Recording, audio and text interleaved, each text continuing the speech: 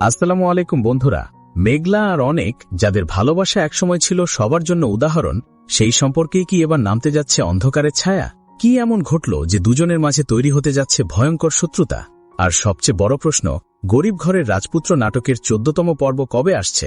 এই সব প্রশ্নের চমকপ্রদ উত্তর নিয়েই হাজির হয়েছি আজকের ভিডিওতে। তাই ভিডিওটি একদম শেষ পর্যন্ত দেখবেন, কারণ শেষেই রয়েছে বড় সারপ্রাইজ।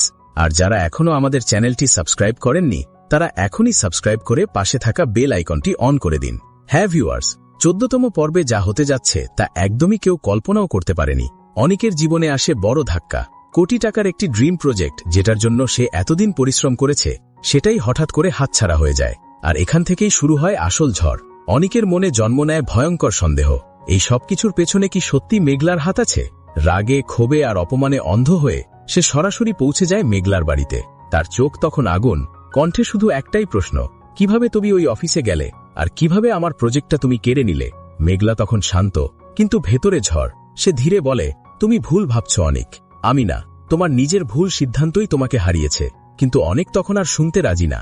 সে তাচ্ছিল্যের হাসি দিয়ে বলে, তুমি এত বড় হলে কিভাবে সেটা আমি জানি। সেদিন রেস্টুরেন্টে তোমাকে দেখেছিলাম। এই ইঙ্গিতপূর্ণ কথায় যেন আগুনে ঘি পড়ে। মেঘলার চোখ লাল হয়ে যায়। শুরু হয় তীব্র তর্ক, অপমান আর অভিযোগের ঝড়।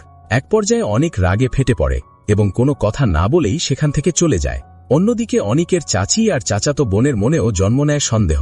হঠাৎ করে মেঘলা এত ধনী হলো কিভাবে? তারা কি কোনো বড় সত্যের কাছাকাছি চলে যাচ্ছে?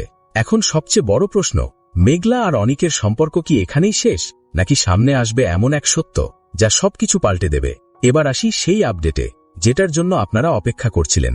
গরিব ঘরের রাজপুত্র নাটকের 14তম পর্ব প্রচারিত হবে আগামী 14 এপ্রিল, মঙ্গলবার দুপুর 12টায়, শুধুমাত্র কারোহিম ইউটিউব চ্যানেলে। তো ভিউয়ার্স, আপনারা কারা কারা এই এপিসোডের জন্য এক্সাইটেড, অবশ্যই কমেন্ট করে জানাবেন। আজকের মতো এখানেই শেষ। দেখা হবে নতুন কোনো আপডেট ভিডিওতে। আল্লাহ হাফেজ।